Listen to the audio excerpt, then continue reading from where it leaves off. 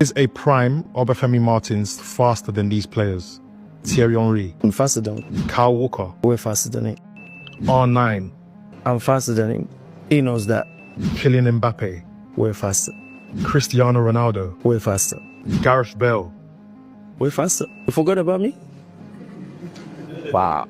If you had no idea who this guy was and you hear him say all that for the first time, you might think he's delusional. But on the other hand, for anyone who even remotely knows the name Obafemi Martins, you know that when it comes to speed, this guy was the real deal. But first, let me tell you a personal story. Back in 2005, as a youngster, I witnessed a prime Adriano on TV. And this was back in the day when many believed he really was the next king of Brazil and the heir to Ronaldo Fenomeno. In Inter Milan, while Adriano was the big man scoring all those insane goals, he was playing right alongside another beast of a striker. A guy who simply no defender could keep up with, Obafemi Martins. At the time, I was actually more impressed with his iconic celebration than with his speed. But it never fully occurred to me just how insanely fast he really was, until I played a little old game on my PlayStation 2 called Pro Evolution Soccer. And as I became more obsessed with football and football games in general, I slowly came to the realization that there was literally no other player in any football game that was more broken than Obafemi Martins. He was consistently the only player with 99 speed and acceleration. Ever since then, for nearly a solid decade up until around FIFA 15, every time I would build a squad, you're damn right that I would buy Obafemi Martins. And honestly, after he left the Premier League, I only really kept up with him and his career, like what team he was or what league he was playing in, because of those different FIFA cards over the years. It never ceased to amaze me how, despite in his mid-30s playing in the MLS, Martins could still outrun everyone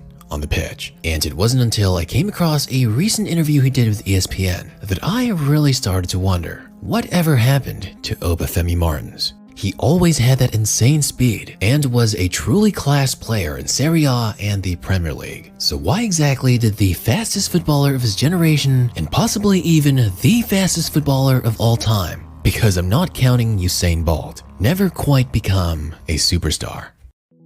Well, to answer this question, we're going to have to look at a quite controversial and potentially sensitive topic. Because despite being scouted for his local Nigerian club FC Ebidai, it would only be a single year until he was discovered and signed for Italian side Reggiana at the age of 16. The very following year, Reggiana would offer the teenager to Inter Milan.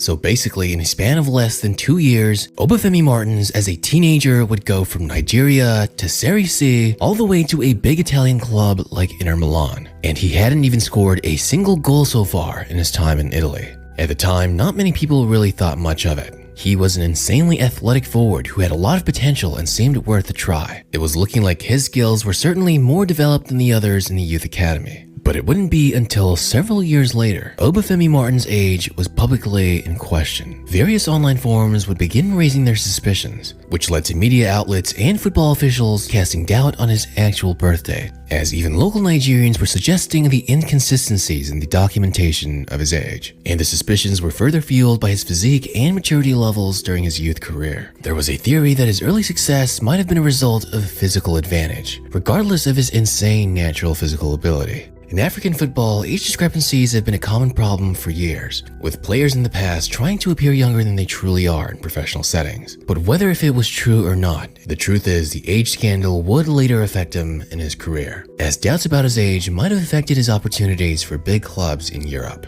But we'll talk more about that later when we eventually get there. In his first season for Inter, Martins was definitely beginning to impress. He would start off in their youth team, going on to score 23 goals, which would earn him a spot in the first team at the age of 18. And when he would finally make his official debut in the 2002-2003 season, he would do it in spectacular fashion, scoring a goal against Bayer Leverkusen in the Champions League of all places, then going on to do his iconic somersault celebration. And UEFA would even feature his celebration in commercials and advertising for the Champions League next season. Later that season, the teenage Obafemi Martins would even play in the Champions League semi-final against their rivals AC Milan, where Martins himself would score Inter's only goal. Despite the loss, it looked like Martins had an incredibly bright future ahead of him, and he would only continue to improve and show his ability in Serie A. He'd go from 5 goal contributions in 10 matches during his first season to 15 goal contributions in 37 matches at just 19 years old. Aside from the exceptional speed, agility, and athleticism,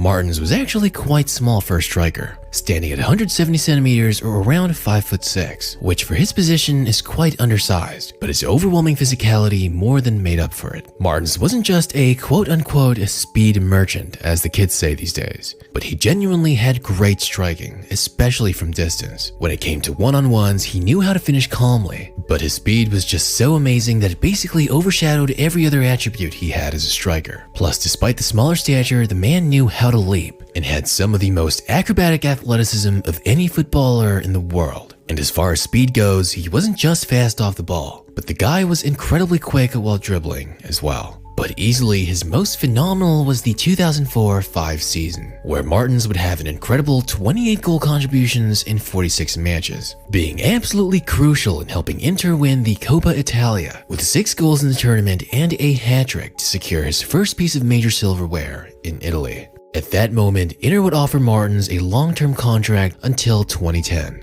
But despite how electrifying and entertaining he was, Martins didn't exactly fit with Italian football. His game was built on rapid counterattacks, but Serie A was a league known for its slow and tactical nature. But still, seeing the number of goals he was able to score shows you that his speed was just too much to handle, no matter how deep the defenses sat.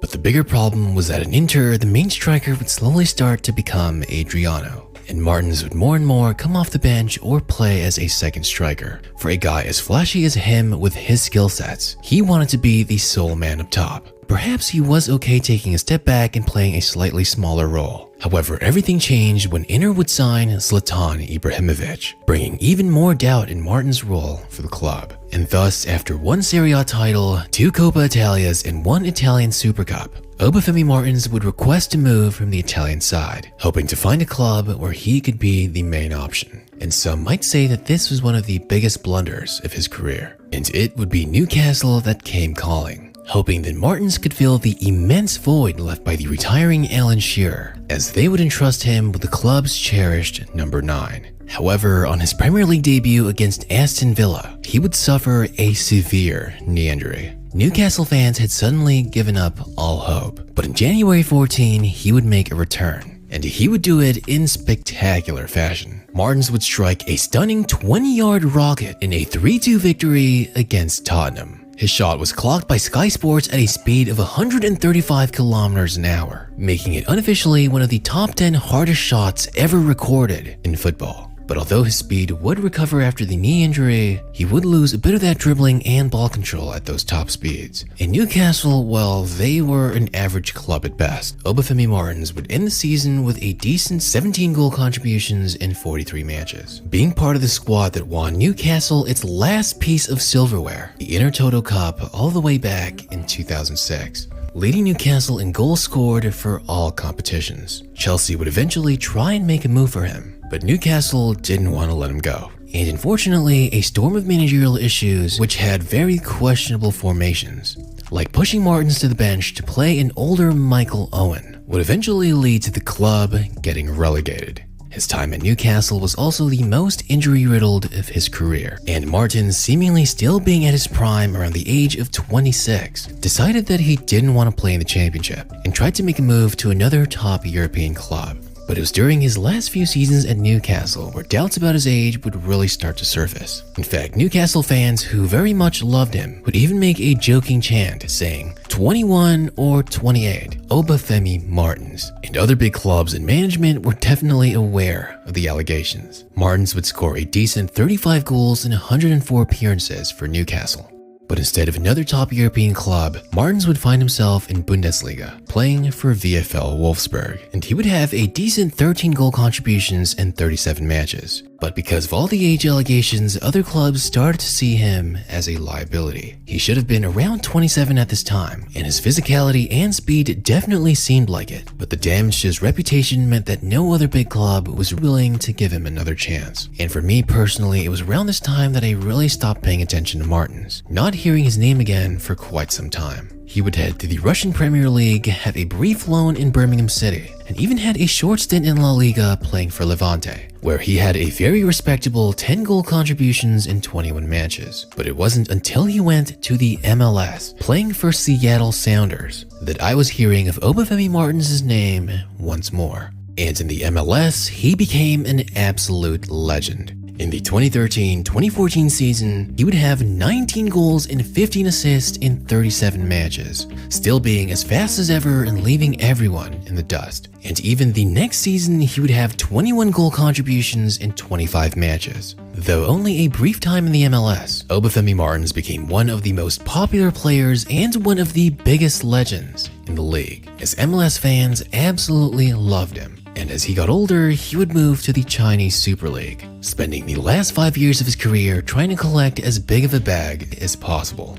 He would eventually retire at 2020, nearly at the age of 37. But even through all the injuries he suffered, his speed was still insane. Though he never became a superstar, and although his age was in question, Martin scored goals wherever he went, becoming a fan favorite and always entertaining the crowd. Maybe his career might have been a little different if he decided to stay at Inter Milan or decided to play a single year of championship football. But really, that's all in the past. Because if one thing's for sure, Martins will always be remembered as potentially the fastest footballer of all time.